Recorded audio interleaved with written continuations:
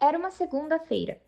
As pessoas que subiam os degraus do Teatro Municipal de São Paulo naquele dia já de início se deparavam com a imponência do prédio. Inaugurado em 1911, ele servia de testemunha e prova do poderio econômico da elite cafeeira daquele estado que adquiria cada vez mais protagonismo no cenário nacional. Mas era dentro daquele marco no bairro da República que acontecia o verdadeiro espetáculo. Quase 11 anos após sua fundação, o Teatro Municipal recebia uma trupe de artistas, pintores, escultores, poetas, músicos e afins, pouco alinhados com as artes ditas granfinas e acadêmicas que o visual do teatro poderia sugerir ao passante desavisado. A segunda-feira era o dia 13 de fevereiro de 1922.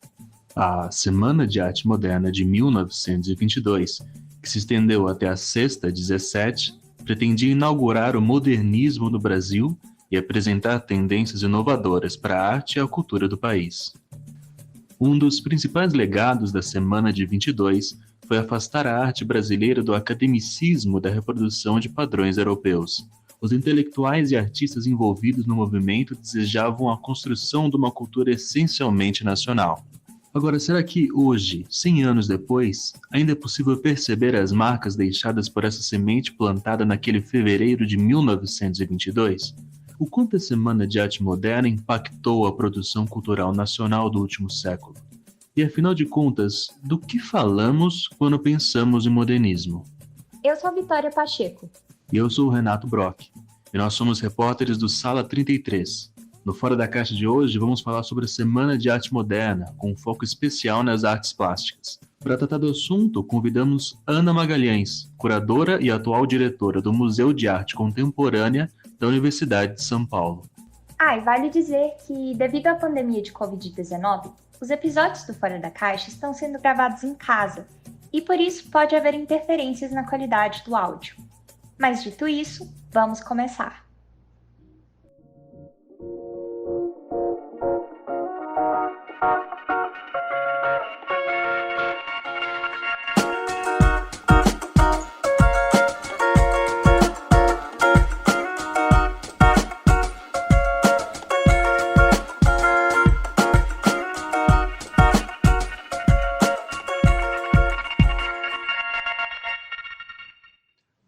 O trecho a seguir é uma crítica publicada em 20 de dezembro de 1917. Todas as artes são regidas por princípios imutáveis, leis fundamentais que não dependem do tempo nem da latitude. As medidas de proporção e equilíbrio na forma ou na cor decorrem do que chamamos sentir. Quando as sensações do mundo externo transformam-se em impressões cerebrais, nós sentimos. Para que sintamos de maneira diversa, cúbica ou futurista, é forçoso ou que a harmonia do universo sofra completa alteração, ou que nosso cérebro esteja em pane por virtude de alguma grave lesão. Enquanto a percepção sensorial se fizer normalmente no homem, através da porta comum dos 5 sentidos, um artista diante de um gato não poderá sentir senão um gato, e é falsa a interpretação que o bichano fizera um totó, um escaravelho ou amontoado de cubos transparentes. Estas considerações são provocadas pela exposição da senhora Malfatti. Essa passagem aí foi escrita após a segunda exposição da pintora Anita Malfatti. O texto, oportunamente intitulado A Propósito da Exposição Malfatti, seguia com críticas àquela que seria uma artista de, abre aspas, talento vigoroso, e que, infelizmente, foi seduzida pelas teorias do que ela chama arte moderna. Para o crítico que assinou essas linhas, a nova atitude estética da pintora era calcada demais em futurismo, cubismo e impressionismo, ou seja, inspirada demais nas vanguardas europeias que já atravessavam o Atlântico. O autor dessa crítica pode ter sido duro demais ao julgar a nova onda artística moderna que ancorava no país, mas certamente não era alguém alheio ao mundo artístico. Foi Monteiro Lobato, à época ainda uma promessa da literatura nacional, quem se incomodou com as reinações de Anitta numa edição do Estado de São Paulo mais de 100 anos atrás. O posicionamento de Monteiro Lobato não passou despercebido, nem livre de críticas. Acontece que um pequeno grupo de artistas e escritores já se organizava em torno de princípios estéticos similares, já no ano de 1917. Inspirados pelas novas experimentações na Europa e nos Estados Unidos, esses jovens, dali a alguns anos, publicariam poemas e romances, exporiam quadros, escreveriam manifestos e gritariam modernismo do Oiapoque ao Chuí. Anita Malfatti definitivamente não estava sozinha. Mas como chegamos até aqui? Por que, para o desgosto de críticos como Monteiro Lobato, havia quem alardeasse a necessidade de uma arte modernista para o país? Isso há um século.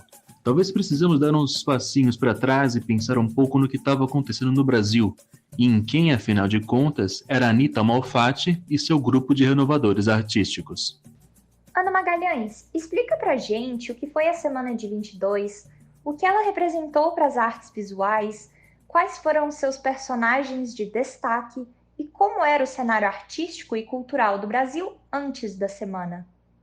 Por exemplo, a gente sabe que o cenário artístico e cultural do Brasil antes da Semana de 22 tinha já uma série de indícios de modernidade bem importantes, né? Isso a pesquisa dos últimos pelo menos 30 anos mostrou que o Brasil já era um país que vivia uma cultura de modernidade bem forte, não só nos grandes centros, né? Não só em São Paulo e no Rio de Janeiro, mas em outras partes do país também. Eu acho que o cenário artístico e cultural brasileiro era certamente mais ainda tímido do ponto de vista do que era essa radicalidade proposta pelas vanguardas europeias, por exemplo, mas no fundo estava muito antenado com o que acontecia nesses outros centros, né, internacionais, e já tinha indícios bem importantes, né, de introdução de coisas novas. Por exemplo, no campo da gráfica, da ilustração, o Brasil estava absolutamente no seu tempo, né, digamos assim, era bastante contemporâneo, assim como a disseminação da fotografia no país.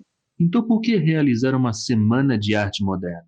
A semana, ela tem por trás um projeto, eu diria, de cunho sociopolítico da elite paulista de projetar a cidade de São Paulo e o estado de São Paulo, né, o meio intelectual de São Paulo como o meio mais avançado da nação, etc. Ela tem esses desejos de um projeto de nação para o Brasil. Por trás, obviamente, das iniciativas dos escritores e artistas envolvidos com os intelectuais e artistas envolvidos com a Semana de 22, estavam as figuras também da elite econômica paulista, né? Como, por exemplo, Paulo Prado. Então, de fato, a Semana de 22 tem essa motivação de criar esse evento como um marco também de inserção de São Paulo na pauta do que seria um projeto de nação para o Brasil no ano de comemoração do centenário da independência do país.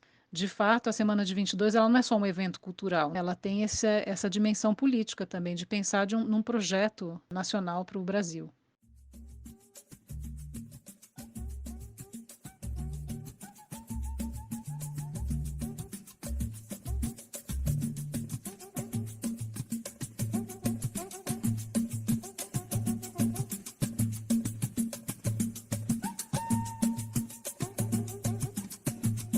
Ela olha para cima, com a cabeça meio inclinada e ar um pouco à toa. A blusa amarela se confundiria com o encosto em que se reclina se não fosse pelo contorno preto destacando a cadeira sobre um fundo de pinceladas largas e rápidas. A boba, de Anita Malfatti, acabou representando grande parte das características modernistas que tanto incomodaram os críticos e artistas mais academicistas. O espinho no pé desse pessoal era justamente a distância entre as artes plásticas mais miméticas, que copiavam a realidade, e essas novas artes modernistas, que se permitiam uma estilização muito maior.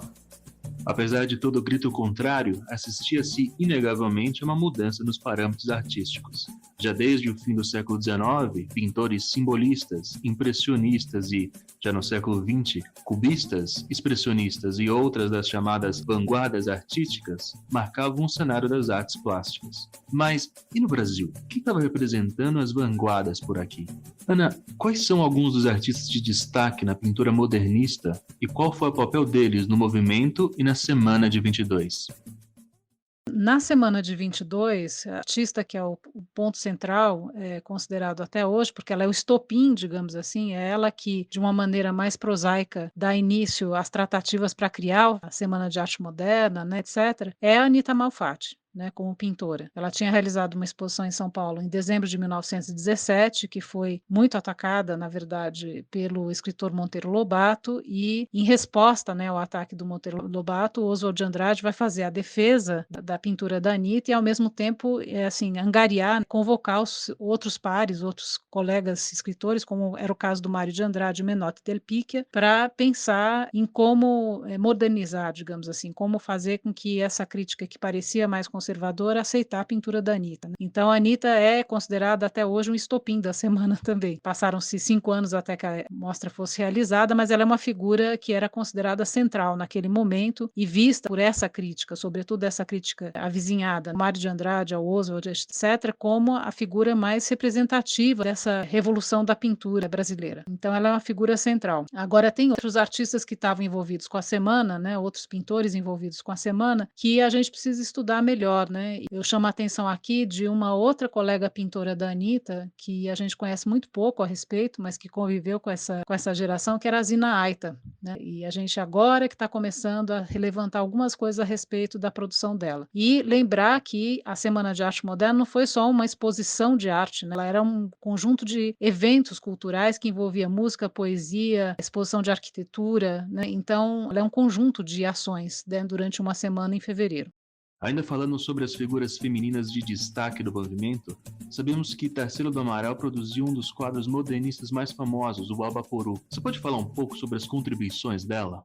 Sobre a figura Tarsila, é interessante, né? Porque a Tarsila não participa propriamente da semana de 22, ela não está aqui para participar da semana de 22, mas a partir da organização do grupo dos 5, ela passa a fazer parte desse grupo e aí ela cumpre um papel bem importante também na difusão, né, dessa ideia de arte moderna entre nós, obviamente com a pintura, né, a fase de pintura pau-brasil dela e depois as colaborações dela com Oswald de Andrade, a participação dela também, a contribuição que ela dá, digamos assim, à antropofagia oswaldiana. Nesse momento dos anos 20, ela tem um papel quase de uma porta-voz ou uma diplomata brasileira promovendo a arte moderna em Paris. Quando ela vai em 1923, passa, né, esse período lá, volta em 26, onde ela faz a sua primeira exposição individual na Galerie Percier e assim por diante. É correto dizer que a Semana de 22 deu início a tendências artísticas? Não sei se tem tendências artísticas propriamente ditas que são inauguradas com a semana de 22, até porque a própria Anitta, né, que era estopim da organização dessas festividades e a sua pintura era entendida como uma pintura com caráter de ruptura desde a mostra dela em 1917, começou antes, não coisas que datam de 1915, 16. Quando você chega em 18, 19, ela está fazendo coisas que parecem bem mais fáceis de serem assimiladas pela crítica local. Então, o contato dela com as vanguardas estrangeiras, isso tanto na Europa quanto nos Estados Unidos, vai se dar ainda na primeira metade da década de 10. Então, na verdade, a semana, no fundo, não é que ela inaugura, mas ela apresenta, né, essa experiência da Anitta, no fundo, de uma década de contato com esses outros grupos. O mesmo vale, me parece, para outras tendências, outras vertentes presentes na semana de 22, que era o caso de um músico como Villa-Lobos, que estava testando com coisas novas, muito antes disso, né, diante de contato com outros pares internacionais, outros artistas presentes na exposição. Mesmo no caso da literatura brasileira, a literatura brasileira já tinha, só pensar que Pauliceia Desvairada, do Mário de Andrade, é antes da semana, é às vésperas da semana, mas é antes da semana. Ou então um álbum como Os Fantoches da Meia-Noite, do Di Cavalcanti, que também são pré-semana de 22, né, e que falam de um Di Cavalcanti ilustrador, muito alinhado com as tendências do chamado Art Nouveau, simbolismo na França, por exemplo. Na verdade, a semana, não sei se ela inaugura, mas ela apresenta esse caldo dessa produção recente desses artistas e autores, né, intelectuais brasileiros, músicos brasileiros também, que vinham já experimentando com essas coisas novas na década anterior.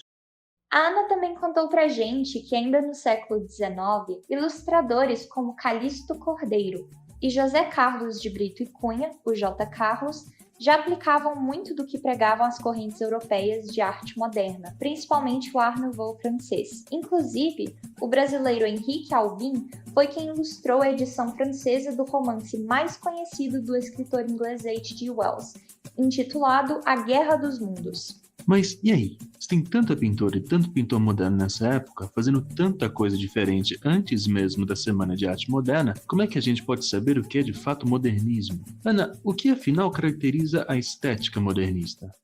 Que caracteriza, ou pelo menos até hoje a gente tratava como característico, né, de uma pintura modernista, era o caráter experimental, de fato. Experimentar com novas técnicas, novos materiais, com novas formas, outros assuntos, né, outros temas, até chegar aos processos entendidos como processos de pintura abstrata. Isso era a maneira como a historiografia clássica, digamos assim, sobre a história da arte moderna tratava essencialmente aquilo que era a contribuição modernista para as artes visuais durante o século XX. Hoje a gente sabe que isso é bem mais complexo, mas me parece que talvez a contribuição modernista mais importante, aquilo que caracterize a pintura modernista de uma maneira mais fundamental, é essa experimentação, né, das técnicas, dos materiais, a introdução da colagem, por exemplo, o uso de materiais industriais é uma característica que vai aparecer, por exemplo, em obras tridimensionais. E na pintura, especificamente na pintura, me parecem essas formas mais livres, o uso da cor de uma maneira mais livre, de uma maneira não representacional. Existe um questionamento justamente dessa ideia da pintura como representação do mundo, esse mundo real, ou a pintura como uma espécie de retrato da realidade, que é colocado em xeque pela pintura de caráter modernista. O que motivava a busca dos modernistas por uma arte nacional?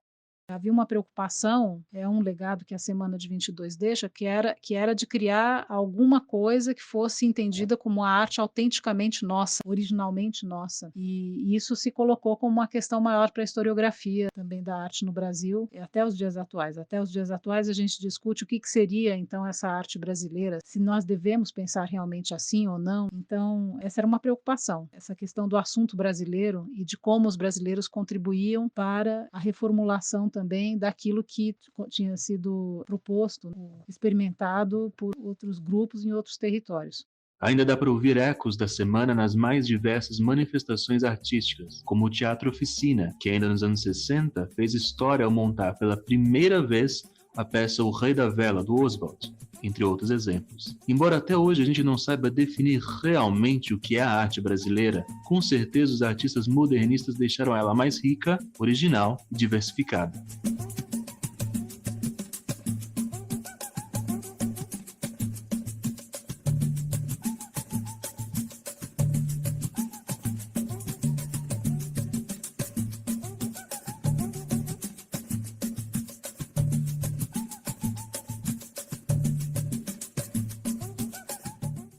Eu, Vitória e o Renato fizemos a apuração e o roteiro deste podcast, com revisão dos diretores do Sala 33, Luane Caires e Tiago Gelli, e edição da Isabel Vernier e da Laura Guedes. A direção é do Bruno Migliosi, do Gustavo Zanfer e da Natane Cavalcante. Muito obrigada por acompanhar mais um episódio do Fora da Caixa.